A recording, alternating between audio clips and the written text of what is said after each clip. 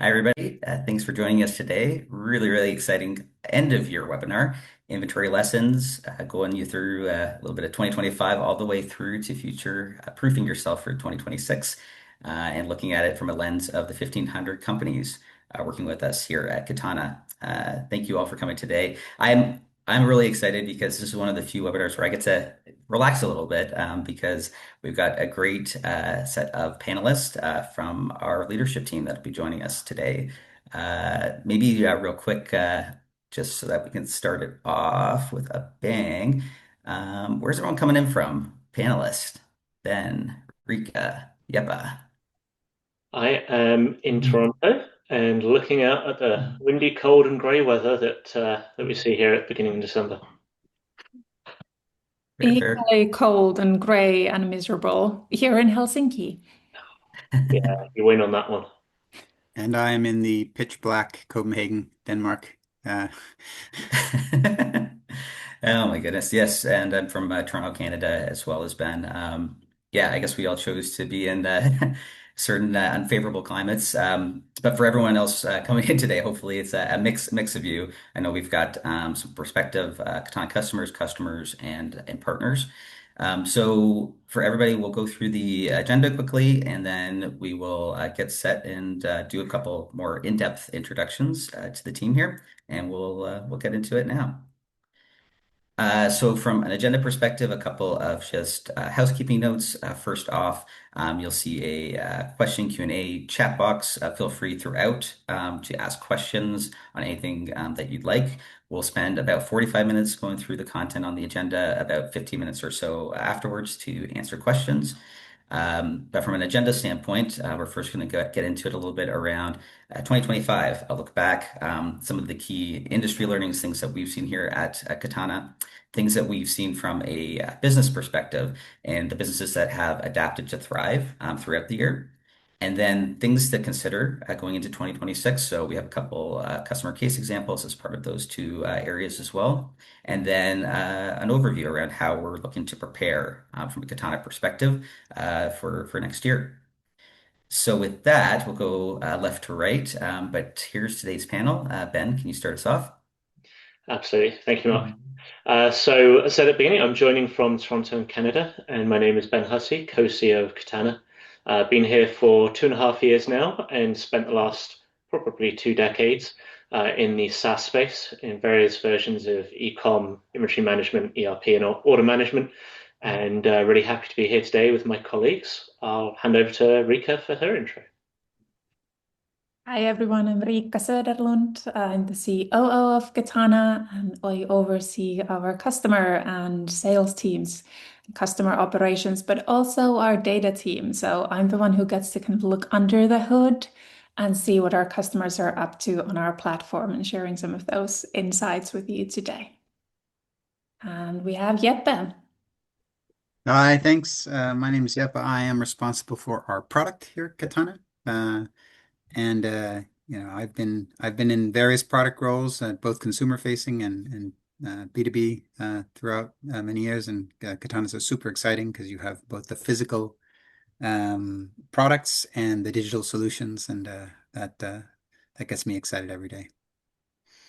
Thanks, Yepa. And then myself, Mark. So I've been here for 5 years. I head up partnerships, so everything around our best in breed, from our tech partners through to our service partners and implementation partners. And yeah, I'll be just guiding you through it today. So with that, let's get into the meat of the content. So I'll look back on 2025. Rika, can you take us away? Yes, let's kick us off with some of that data, what we're actually talking about today. Like Mark already said, at Katana, we service about 1,500 product-based businesses. So that means that we're really deep into small and medium-sized businesses, everyday operations. Not solopreneurs, not service businesses, but product-based businesses. So like Jeppe said, the physical product is what makes this such an interesting field to be in. What we see is almost 5 million in cross merchandise value flow through our platform every year. and approaching 10 million sales orders. So we do sit on top of a really interesting treasure trove of data where we can actually see what other businesses are doing, what different industries are doing, how different verticals and different geographies are faring. So that's some of the wisdom that we want to share with you guys today to help you plan your 2026. What was really striking this year, 25, was the sheer volatility of it all. The average inventory value kept going up and down by over 60% month over month. And I know what you're thinking. You're like, Rika, it's Black Friday, it's holiday season, it's perfectly normal. Yes, it's perfectly normal during the holiday season, but we kept seeing it throughout the year. It just kept happening and happening. So my heart goes out to all of you who have been handling those stock movements and those operations on our platform or on spreadsheets. That volatility alone has been just mind-boggling to see. But you are also integrating more and more tools to actually help you with that volatility, with those operations, with your everyday business.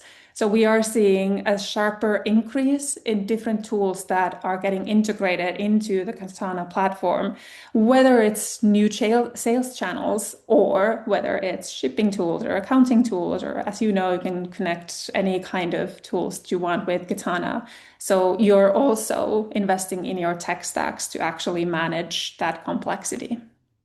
I'll hand it over to Ben to talk a little bit more about the macro complexity that we have been seeing. Thank you, Rika.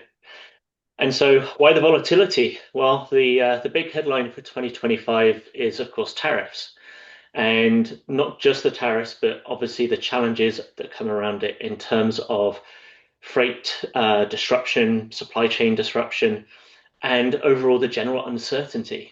Obviously, businesses, generally speaking, like to have certainty. They like to be able to plan and to be able to do so with confidence. If things keep changing, if the rules of the game keep changing, then of course it's hard to make the good decisions around what inventory should I have? Where should I be buying it from? What do I need to have on hand? Because the market is changing so rapidly, and both on the demand and the supply side, we get this massive volatility. And as Rika said, we can see this in the experience that some of our customers are having with their inventory movements. Now, it does vary in different parts of the world as to what some of the implications of this are. So, for example, earlier in 2025, we saw in the UK, late delivery shipments was a really big pain point. We actually saw those shipments, the delay in those shipments grow from Q1 to Q2 by 18%. That's a big difference because, of course, if you are a business and your supply chain is getting delayed, you're not getting what you need, then of course you can't meet the customer demand. What we also saw in North America, for example, that between the end of 2024 and the beginning of 2025, the cost of goods sold jumped by a massive 103%. Why so large? Well, what we saw was that lots of businesses were stockpiling. At the end of 2024, they could see that tariffs were going to be coming into place one way or another. And so lots of different industries were starting to buy up. For example, the automotive, the lumber industry, they were both big pre-buyers. In some cases, some segments actually bought 1 year's of inventory in advance. What that meant was that some US suppliers were able to hold their prices steady. Many SMBs, of course, depend on overseas procurement. Co-manufacturing is a big trend. And what that meant is we saw this big kind of shift in pricing. So the average unit price for people increased almost 30% at the beginning of 2025. What does this all mean? Well, these are all examples of the real struggles that our customers, the market at large, are seeing. Where we've been trying to help people, of course, is with agility. And we'll talk a bit more about kind of how you can be successful and where we saw success, but flexibility and optionality have been a really big key to how companies have been able to still be successful. Real-time visibility into sales, stock levels, those are all really important things that we'll talk a bit more, but that operational continuity has still been challenged for some. So it's been a pretty crucial year with some big shifts. what has that actually meant for customers? What has it meant for businesses? Well, of course, businesses are trying to avoid the overstock and the understock situation. Those can carry financial risks. And with these cost changes, what we've seen is some pressure on margins. So from a gross margin standpoint, what we have seen is that there's been a consistent downward trend in margin. So that pressure is really happening. We're seeing the pressure to maintain prices to customers, so not put prices up because of the inflation environment. And then we're seeing the pressure on the other side from the cost of goods increasing, and that's eroding margin for businesses. Not all companies are the same, of course. Some have done well, but overall, we've seen this continued pressure on margin. It did level out a bit in the summer of this year, perhaps not as much as we would have expected. So the big challenge coming into 2026 is how do you make sure you can protect your margins as you go forward? Now, one other big trend that I haven't talked about, and I'm going to ask Jeppe to talk about, is artificial intelligence. Thanks, Ben. Yeah, so the other major trend we saw, as Ben said, was a surge of individuals and businesses adopting new AI assistants and conversational AI and agents as part of their day-to-day business. Um, we have some research that tells us that 82% of small businesses think adopting AI is essential to staying competitive in today's business environment, and 25% of them have already integrated into AI into their daily operations. So imagine many of you are already seeing the difference in efficiencies and behavior this can drive for your business. So there's a poll you'll see, which has been launched in the chat, which asks how often on a typical day, how often do you use different AI tools? So it'll be interesting to see what you say about that and how many of you, or whether you're part of the 82 or 25% or another percentage. Um, but this kind of behavior, it also extends to consumers. So 39% of shoppers and over half of Gen Z is already using AI to discover which products to buy. So buyers are using conversational AI to compare, explore, decide what to purchase. People aren't just going to Google anymore. And shoppers are going to buy wherever it's most convenient. That's also made it really difficult to predict demand, and especially which channel the demand will occur in when it occurs. And especially where there are spikes in demand, where a combination of AI agents or predict recommending specific products and trends on social channels, it can drive people to multiple channels simultaneously, not just one.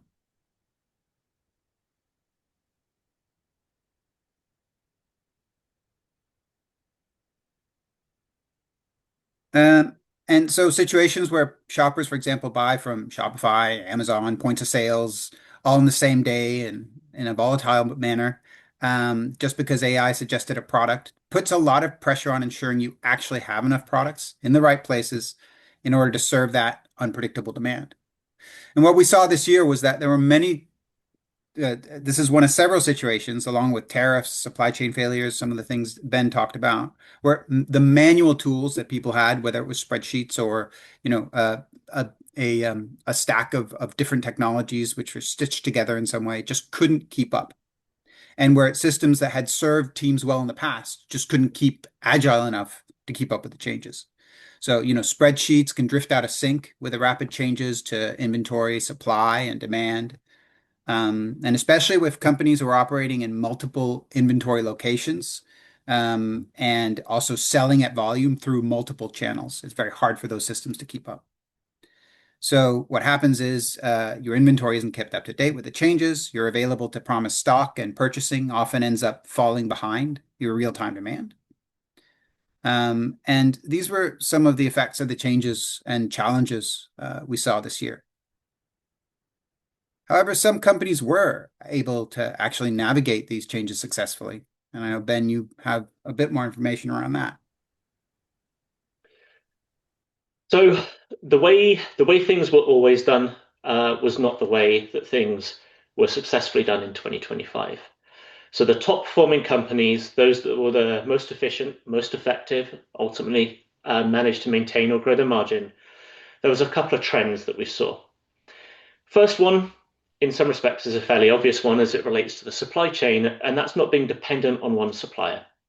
But that also translates into other areas. It's also not being dependent on one channel or one way of doing things.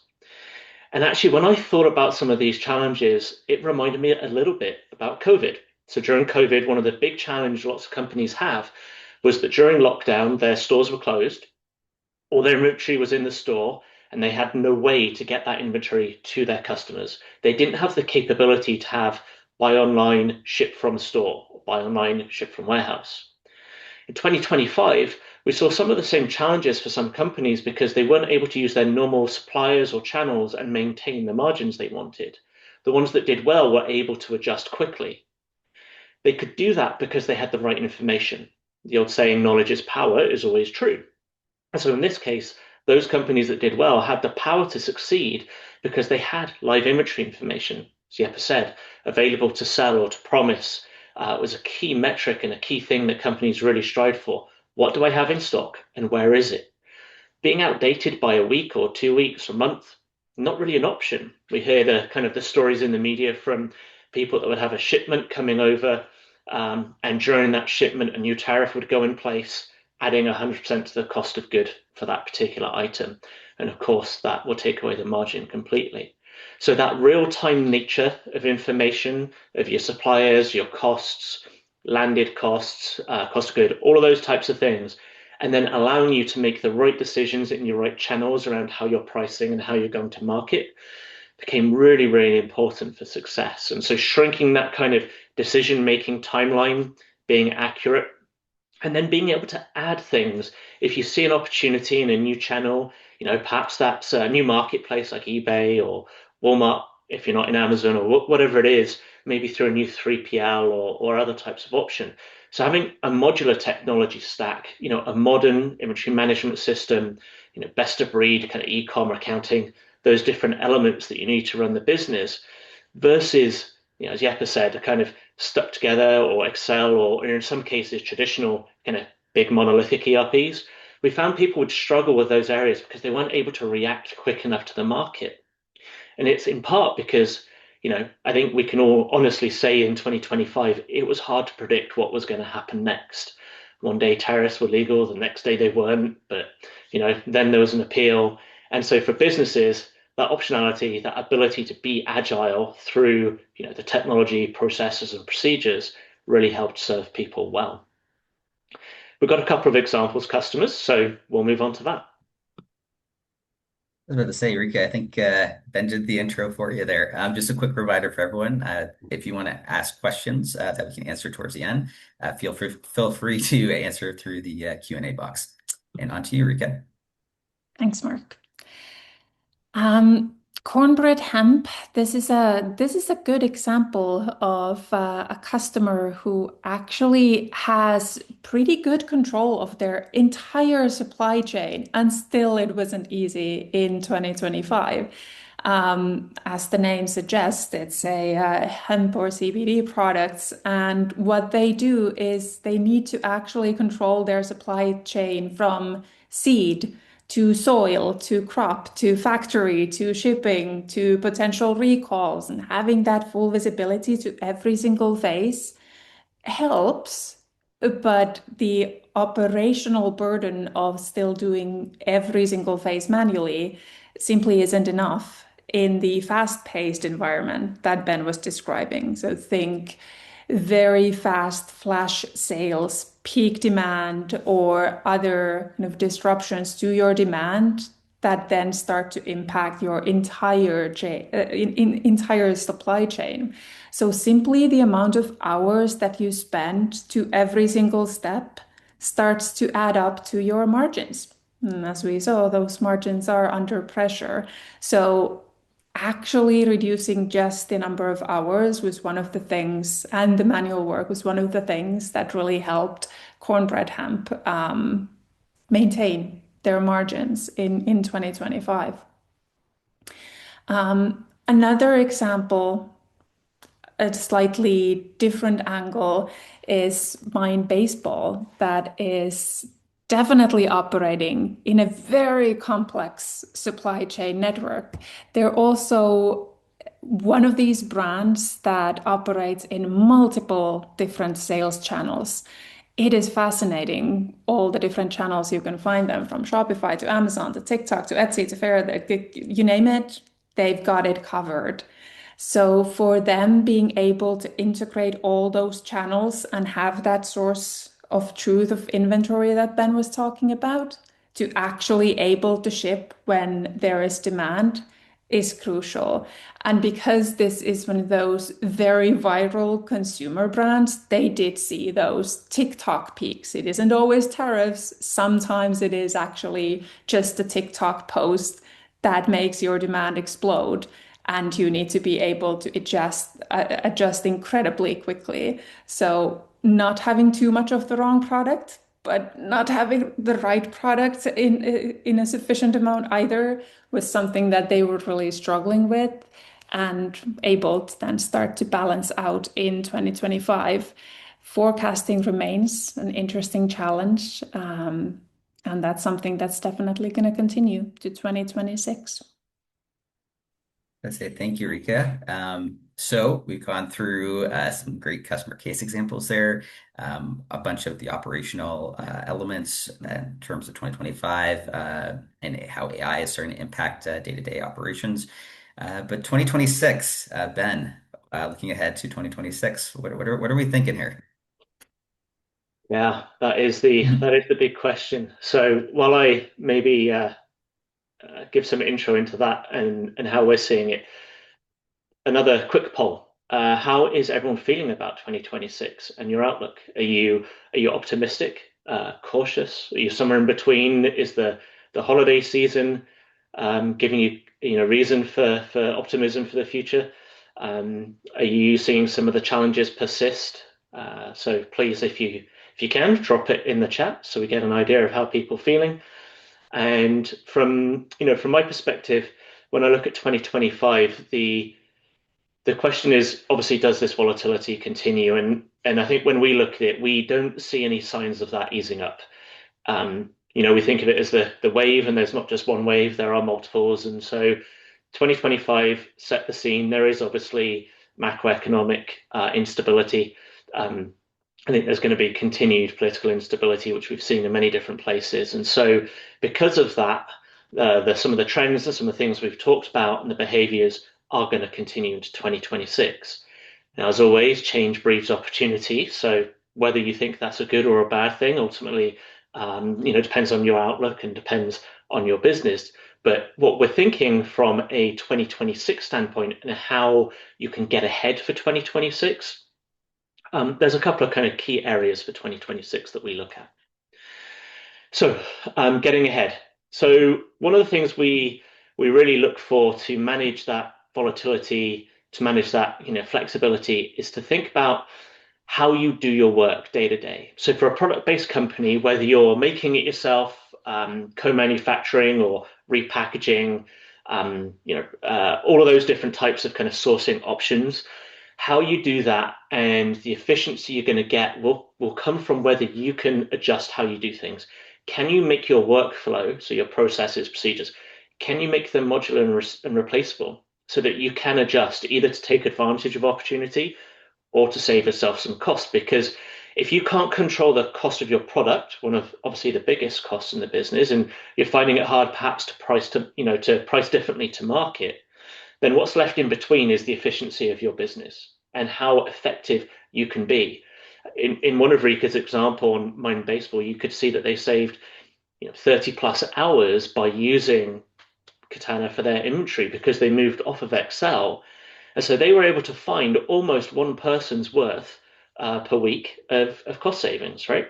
And so if you think about that and how you do things, one of the ways you can get ahead in 2026 is look at how you're running your business. And as I said before, the way you did something before, the way you did it in the past, probably isn't going to work as well in what is now a different environment.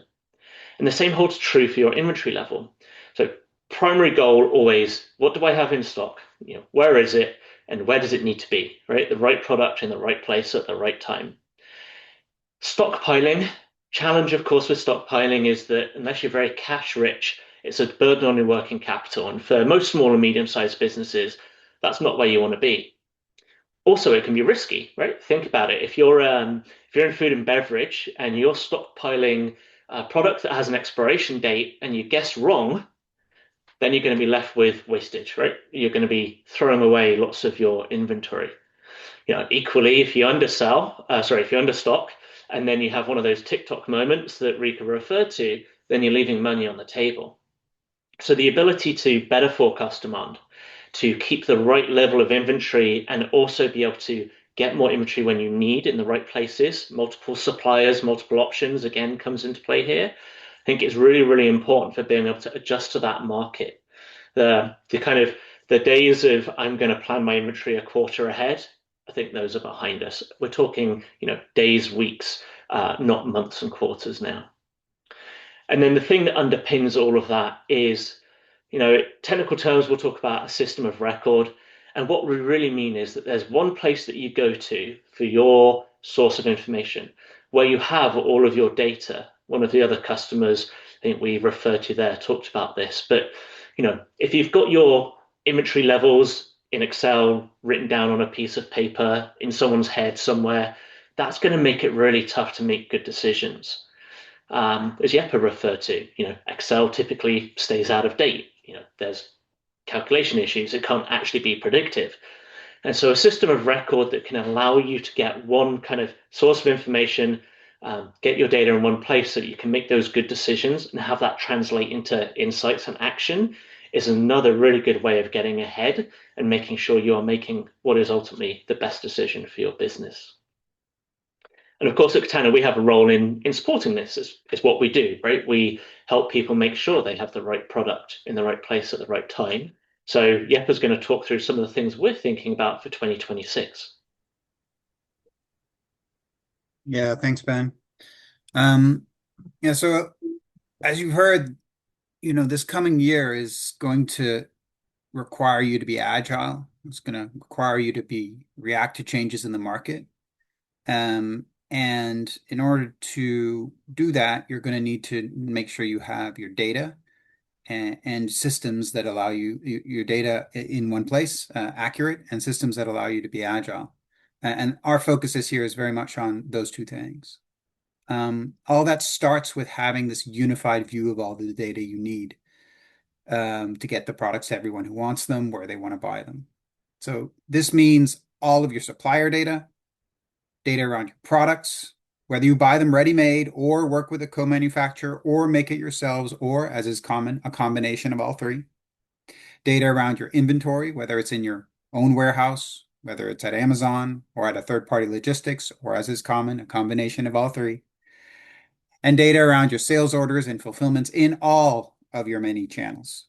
And all this needs to be synchronized in real time. And the simple truth is, in a changing world with lots of options, one system usually or often doesn't have this data natively. It's not the source of all this data. But you do need a place that gathers it all together so that it can work together to understand the full supply chain. So an example is that, a lot of product sales and pricing and fulfillment data is actually housed in the channels you sell through: Shopify, Amazon, Walmart. One of the things we're doing is obviously investing heavily in this one system of record to gather to a unified single view of your data, and investing in many, many more integrations with the channels you work most commonly with, and ensuring that the data in those integrations is accurate, it's up to date, and it's connected to all the other data in order to make decisions around planning demand, for example. If you think about lean inventory and keeping lean inventory, you need to know exactly where you have what you have where the demand is coming from, and what orders are on their way, and where you can get new inventory from in order to actually plan that effectively. Another challenge we see is that a lot of so Ben talked about having modular way of looking at your workflows and being able to change them out and react quickly by changing either parts of your supply chain or the way you work. One of the challenges we see often is that different niches, different variants of different types of businesses have slightly different versions of processes in the supply chain and slightly different versions of what they need in terms of product data and things like that. It's unique to your business and your customers and your context. And solutions to the sudden changes you might need to adjust are also unique to you. And there's a limit to what one single product can develop in terms of solutions to all of these different workflows. What we can do is make it extremely easy for customers and our partners to create little applications or really specific solutions to with minimum development. It's one of the things AI allows us to do. We've done a lot internally of just standing up an application with a few prompts that help us do something relatively simple that really changes the manual effort needed to do that. Um, and we think that's something that we can help lots of our customers do as well. And that happens through well-structured data, through the way we communicate with other systems, but also through the way that we make these tools available to our customers and partners. And we're investing really heavily in our partner network to help us accelerate all that. And also look forward to working with our our customers on that more closely. And so if we go back to having lean inventory and a creative and agile approach to how much to stock and how much to store, that unified view of data and that modular approach to your workflows is really key to that. And if you have a unified data in one place, you can get an overview of your supply and demand. And you're then able to move from, putting out operational fires to actually planning strategically and making more product available to those who want to buy it, but also adjust to that strategy at speed because you can actually add a new channel or a new workflow or a new system really easily. And that's our focus for the coming year to help you with that. One of our customers said it really well, that exactly that they could strategically manage the capacity and ultimately increase how many orders you can actually get because you have the inventory in the right time at the right place. Well, with that, that is the initial presentation from the team. Thank you, Yepa, Ben, Rika. We do have some questions from the audience. Also, just a reminder, if you have additional questions for the team, feel free to ask away as we go. But I think the first one I actually will go with Rika because I think this was asked more than once. But I see one from Eric here around how to potentially approach safety stock and any recommendations in general around how to plan for inventory days. I think he has a challenge around if you're sourcing overseas, where lead times can be upwards of 45 to 90 days. Yeah, no, that's a great question. Obviously, it's difficult to plan inventory with days or weeks if you have that kind of lead time. So I guess I would say that the way to approach it is really to extend your kind of forecast window to match that at least 90 to 120 days and use as long of a sales history that you have to actually spot the seasonal patterns and spot the variability in those seasonal patterns or TikTok spikes or whatever it is that is making that is actually kind of compounding to that overall demand. And that is then ultimately your safety stock formula, just as long as you the traditional formula of then just setting your service level target 95, 98, 99% and using those variables to calculate it. If you have a Katana CSM, they are happy to help you with that calculation. And if you don't yet, you should get one. Fair. I think, Ben, do you have additional notes on that as well? Yeah, I mean, Yeah. as Rika said, obviously safety stock is the big one, and our CSMs can definitely help you with that because there's also I have seen some customers also adding things like calculated lead time demand. So you obviously start with demand forecast, and you can add in rolling timelines, weighted forecasting, that kind of thing, lead time demand, safety stocks, Rick said. Make sure you got your reorder point calculations kind of correct.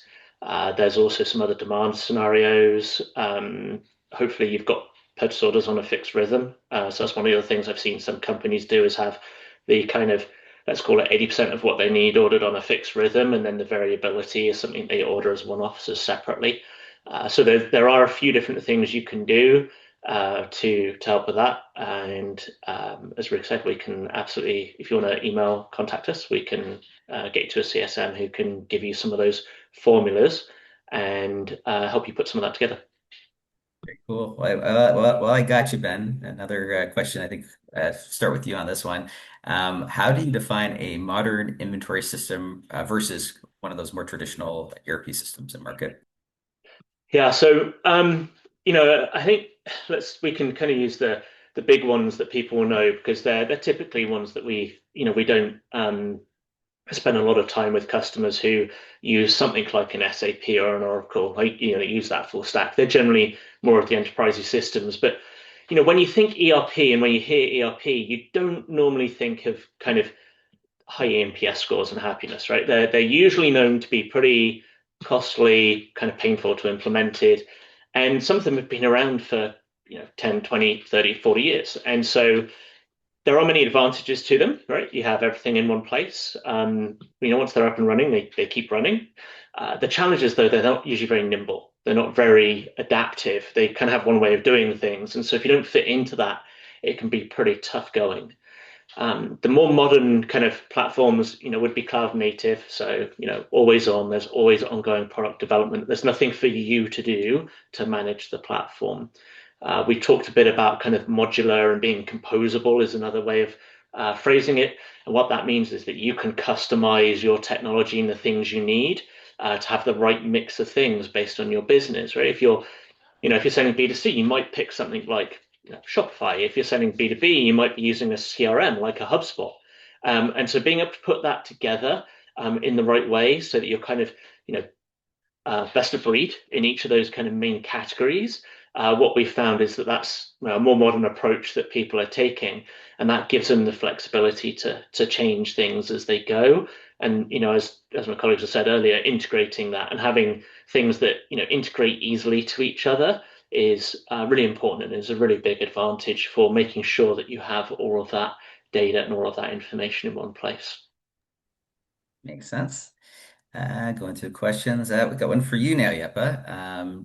So what are the opportunities new technological advances in AI can provide in helping solve the problems companies will face in 2026? Yeah, great question. I think the first thing is that the technology is advancing all the time, and the things that we could do 6 months ago are now have now advanced, significantly before. So, I mean, one of the things I mentioned was that actually you can create user interfaces and product solutions really quickly with AI, which obviously we can take advantage of, but also our customers and partners can take advantage of. Another thing AI is really good at is, if you have structured data on one hand and structured data in another system, trying to understand how to map those and connect those together, if you have access to, things like a well-structured API documentation and things like that, is actually really quite straightforward for an AI, and that's also something that both we can take advantage of and our customers and partners. But there are other things where, most of the AI advances have come in these large language models, which are really good at understanding, natural language and the way we speak words. And traditionally, they've not been great at math. So things like planning for demand and things like that are challenges that were maybe difficult to use that for. That's changing pretty quickly.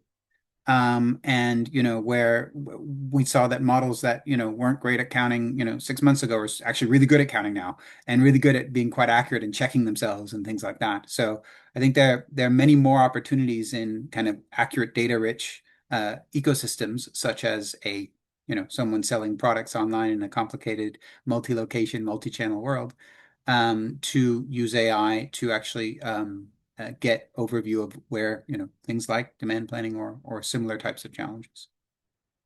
Brilliant. Okay, and then we get another question from Eric.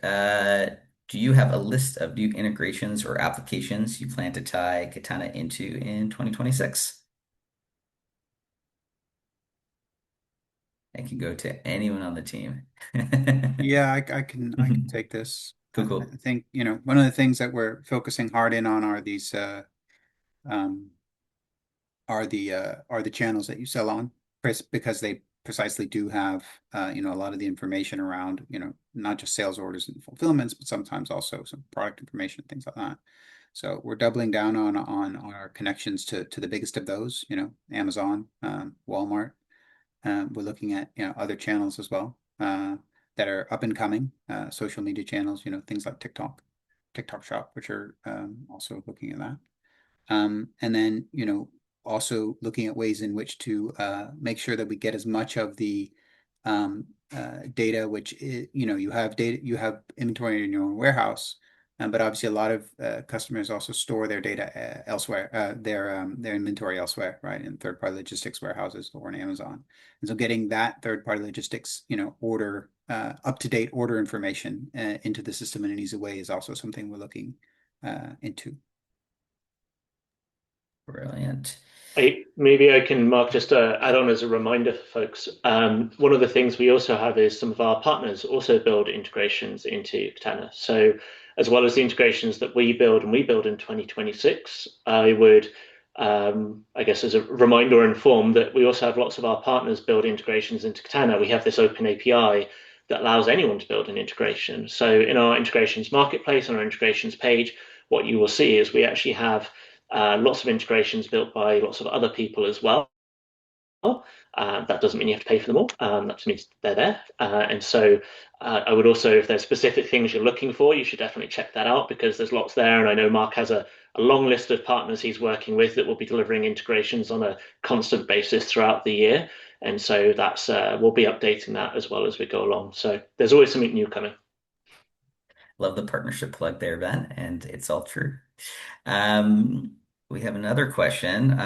This is anonymous, but general question around how best to connect Shopify, WooCommerce, and HubSpot to Katana.